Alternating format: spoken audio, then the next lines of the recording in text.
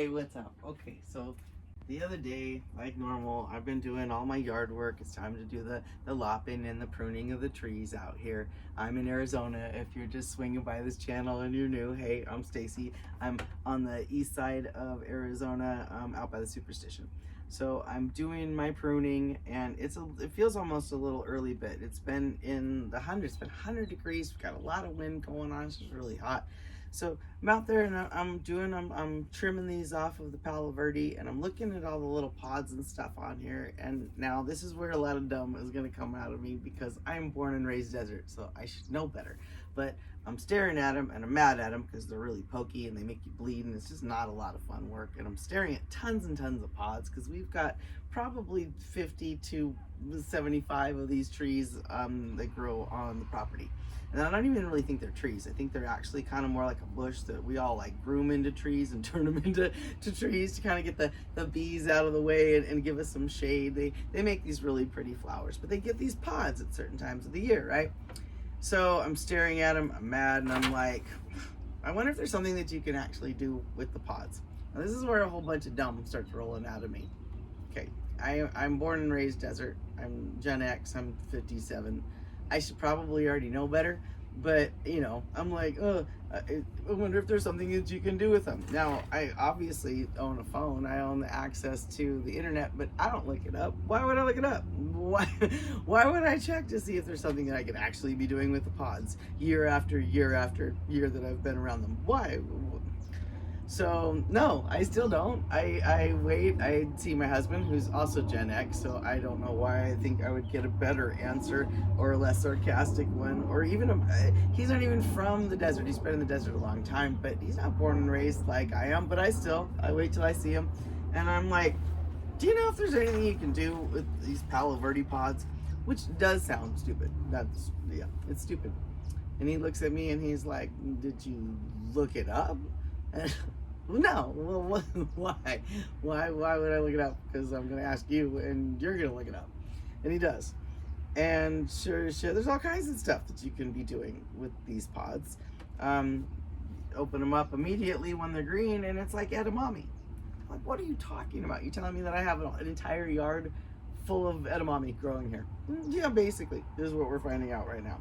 Okay, so I'll do that right here in front of you guys right now. So yeah, if you take one straight off of there, it is a green. Let me come up a little closer to you, see if I can do this on camera for you, see if you can see it. A little tiny green pod. Hello. Green.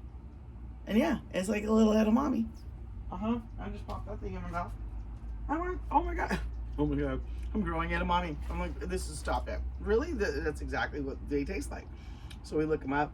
You can do all kinds of things with them. Bake them, put salt on them, blanch them, freeze them, eat them like edamame. Brilliant. Brilliant. But you can also make flour. And that's really what I'm more interested in doing. I don't think a whole bunch of frozen edamame is really the direction I'm gonna go with these. But to be honest with you, I've never done any of this. I'm super excited about learning about all of it. So that's why I wanted to put it on camera, share it with you guys, take the journey with me. If you have cooked with Palo Verde pods, I want to hear about it. Now, for those of you that are not from out here at all, the words I'm saying might even be strange to you. So I did write it down. Palo Verde. Verde is green, means green in Spanish. And then we have mesquite trees out here. Mesquite, it is more common for everybody to take the pods. Well, not everybody, but it's more common for the pods to be taken and ground down into flour. People have heard of mesquite wood, that kind of stuff. But Palo Verde may not be as common. Palo Verde, the branches, the base of the tree, they are green. It's green all the way through. I hope you guys can see this. I wore black. Hopefully you can see it up against this. Green. So you're gonna see a lot of green behind me, and it's this lighter shade of green, almost like a, I don't want to say lime because it's really, it's a lighter shade of green. When you're looking at the mesquite are actually brown. It's brown. The whole branch inside is brown. Am I showing you guys that well enough? And then their pods, we're just starting right now. They start turning into what we call these like Cheeto kind of puffy looking things that are a lot of fun. There's these flower things that grow off of them. Their pods are just starting. Now the difference between, and I'm only knowing this because I looked it up, you guys, I'm not the expert, you guys are gonna do this with me. The difference between these pods and how you're going to handle them. The mesquite pods, you don't want to touch the ground at all, and you really kind of do want them to dry on the trees, because that's what you're going to take this entire pod and ground it down into your flour. It's going to make really yummy pancakes. You're going to make that kind of stuff with the flour, right? You don't want them to hit the ground. Why? Well, because the animals could get to it. You could have bugs, all that kind of stuff. So you really don't want your pods to be on the ground. And I've known this, and I've known this about the mesquite, but why haven't I done it before? That's the real question. And that's why I've been feeling really like stupid and was going to talk about it. But like having the ability and having this stuff around you, but oh, it's labor intensive. I can just go to the store and buy this, but I don't even know what this is, and it's probably covered in pesticides. And when you go to the back of it, ingredients, it's unbleached wheat flour, niacin, iron, thiamine. There's all kinds of riboflavin, folic acid. Like I don't know. I don't know. And I do pay more for the better flour.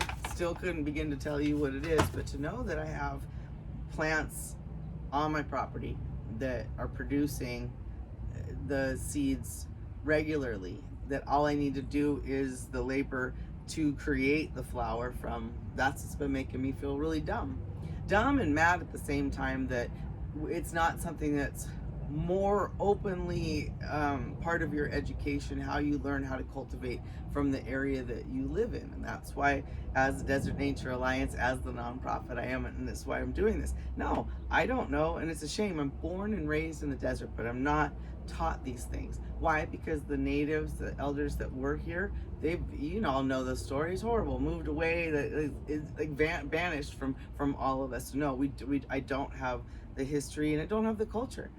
And that's a shame. And so I'm now trying to find it, trying to feel it, and it's kind of trying to come out of me, is what it feels like. I live on the superstition. For those of you that again are new to the channel, hi, my name is Stacy. The Desert Nature Alliance is the nonprofit that I'm talking about. We've been doing a lot of stuff, but with knowing that there is a war, knowing that people are talking about the food shortages or how expensive things are, I started really kind of looking, going, well, what do I have? And I even was asking the universe, well, what am I supposed to do? And I felt like the universe and Mother Nature are looking at me like an idiot. Okay, you have them all around you. What you haven't bothered to do, Stacy, is do your education. You didn't bother to look it up. You didn't know these were basically like edamame. You haven't been harvesting your mesquite or doing your mesquite flour. And why haven't I? Because it was labor intensive, right? But I love coffee. Coffee's labor intensive, you guys. If people didn't pick the beans and grow it and do all the things they do, that I don't even know how I wouldn't have coffee. Chocolate, it's labor intensive. You expect to have chocolate around, you expect to have coffee around. Cheese, some of my favorite foods, labor intensive. What does it mean when something's labor intensive? All right, well, you get back to these pods. Well, when they are green, when Palo Verde are green, yeah, they're soft and it's like edamame, and I can pop it into my mouth. But when they dry out, and this is what you need them to be doing so you can make flour. So I've got some that are dried out here. I'm gonna bring these up closer to you guys again. Let me come off the camera here. So these are the ones that are dried out, so you can see a little bit better. Okay, and you can hear it. You can hear it. They're dried out, right? So what would be coming out of these, let's see if we can do this again. Here we go. Okay, I'm gonna do it on camera for you. What comes out of these is a very hard little seed. Got 3 in that one. Okay, can you see? These are exceptionally hard. I went to put them on. I have a metate here. I have a metate and mano grinding stone. I actually found this on this property when we moved here. We got about 3 acres, so I don't know really where it came from or how old it is, but it's amazing. Mano, I'm gonna grind it with. So put them on over here, and found out that this was awful. There was not gonna break. Nothing was happening. This was really bad. So I actually do go back online and I look it up, and no, these are like known as like hard as steel. What now has to happen when you have the dried seeds, in order for me to make any flour from the Palo Verdes, I'm gonna have to bake them, is what it looks like. So I'm gonna try to bake them and then see if we can grind them. Probably not on this. Probably look for some form of grinding wheel, because I would like to be able to make my own flour. I think that a lot of us could take the pressure off of the food chain and the supply chains if we were trying a little bit harder with the things around us. And we can't expect all of our food to be like a strawberry, where you walk up and just pick it and it's ready to go.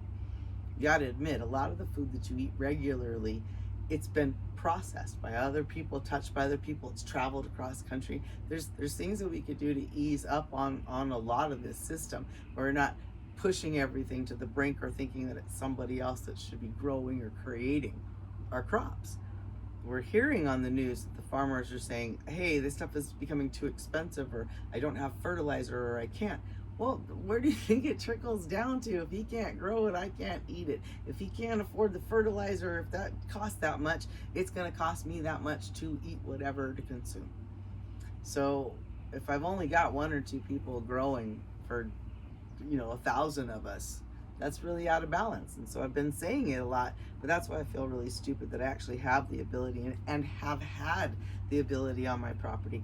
But laziness, ignorance, didn't bother, just whatever. Easier to go to the store, drive to the store, waste the gas, all the packaging, all that stuff, instead of my actual physical making this happen, making it, creating some flour, being a little bit closer to the food that I eat and understanding whether pesticides were on this, no, or not, or whether it's clean or not, or who handled it.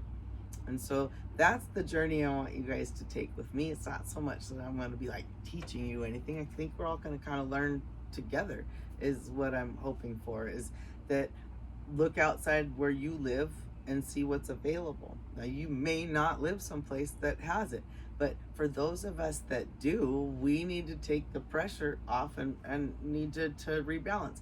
I'm not going to look at someone like myself who lives in the desert where it's 1,000 degrees all the time and say, you should be growing, some tender little fruits. No, you need to grow what grows in your area happily. For me, that's like peppers. Peppers seem to really like to grow out here, so I've been growing peppers really good. But I also have these amazing trees that are providing something that could create flour. And I don't know if there's a culture out there that doesn't use flour to make, whether it is bread, or it is a flatbread, or it is a risen bread, or it is in the shape of a circle, or it's a pretzel, or it's in a pocket, or bread. Bread is universal. And if we're going to be part of the Desert Nature Alliance, the nature part of it really needs to scream through. And it's not just animals, and there's more to it.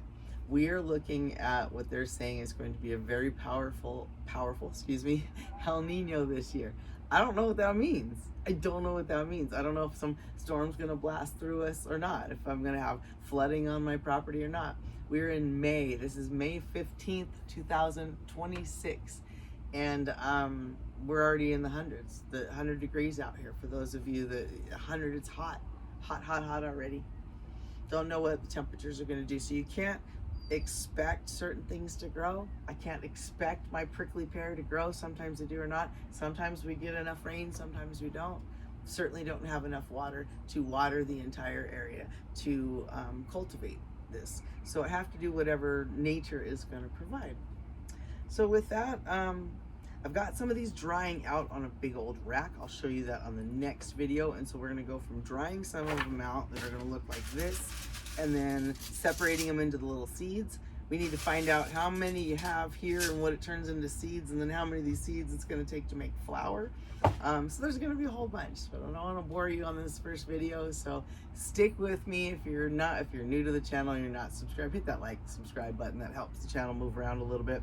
Go back to some of our older videos. We've got some really cool things with the animals on it, and kind of check out our area if you're not familiar, if you don't know what the desert is like.